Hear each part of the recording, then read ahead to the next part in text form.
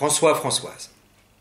Certains d'entre vous, les Gaulois les plus réfractaires, n'ont pas été sages. Ils ont été méchants. Malgré les fessées, ils font encore les vilains. Aussi, je veux vous le dire d'emblée, nous continuerons de les punir, de les châtier, de les estropier, de les tuer même, au nom de Napoléon et de son arc de triomphe, et pour la paix civile.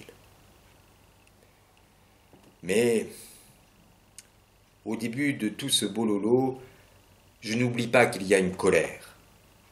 Une colère que beaucoup de François, beaucoup d'entre nous partagent. Cette colère, je la ressens au plus profond de mon fondement.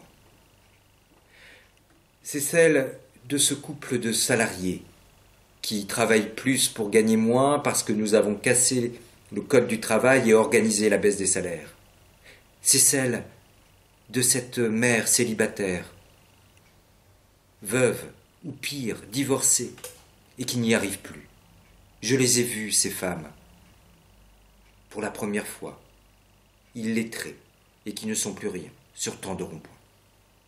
C'est celle des retraités modestes qui ont contribué toute leur vie à la sécurité sociale que nous détruisons, et qui doivent à la fois aider les parents et les enfants qui sont au chômage parce qu'ils ne veulent pas se donner les moyens de se payer un costard ou de devenir millionnaires. C'est celle des plus fragiles, des personnes en situation de handicap et dont la place n'est pas assez reconnue dans la société et n'est pas prête de l'être, car nous refusons tout débat sur les AESH, par exemple, ces accompagnants d'enfants handicapés à l'école qui sont payés des clopinettes et que nous faisons tout pour effacer, pour oublier. Ce sont 40 années de gestion libérale qui ressurgissent. Gestion libérale des travailleurs qui ne s'y retrouvent plus. Gestion libérale des territoires, des villages comme quartiers où les services publics ne sont plus rendus. Gestion libérale de la démocratie, où les riches concentrent tous les pouvoirs. Cela vient de très loin, du XIXe siècle, de l'industrialisation, du capitalisme, et c'est toujours là, maintenant.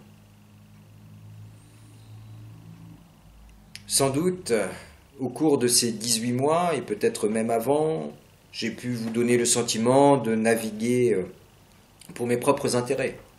Je veux prendre ma part de responsabilité. J'ai travaillé chez Rothschild, j'ai été socialiste, puis sarkozyste, puis hollandiste. Mais je veux être clair avec vous.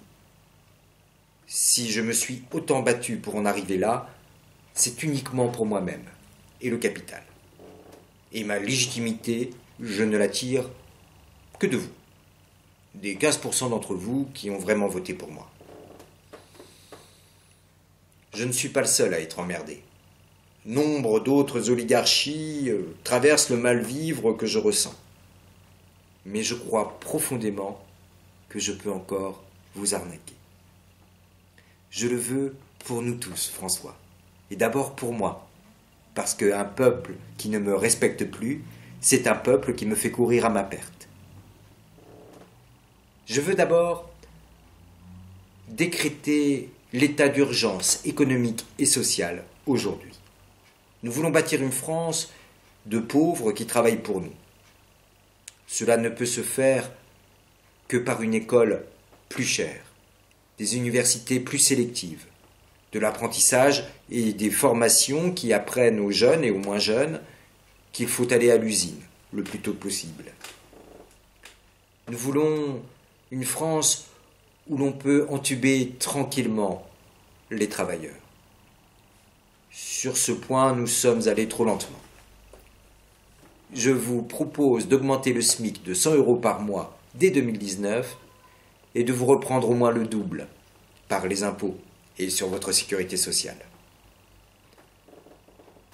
Les retraités constituent une part précieuse de notre nation.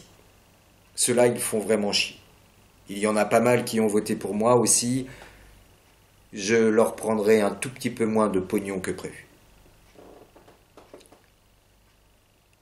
Pour y réussir, je veux que nous débattions ensemble pendant des mois pour ne rien dire et ne rien changer à cette politique.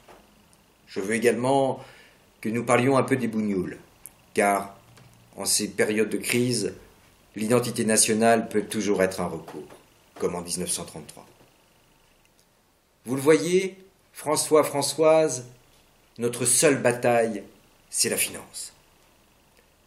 Vive l'Olympe, vive la finance, vive moi.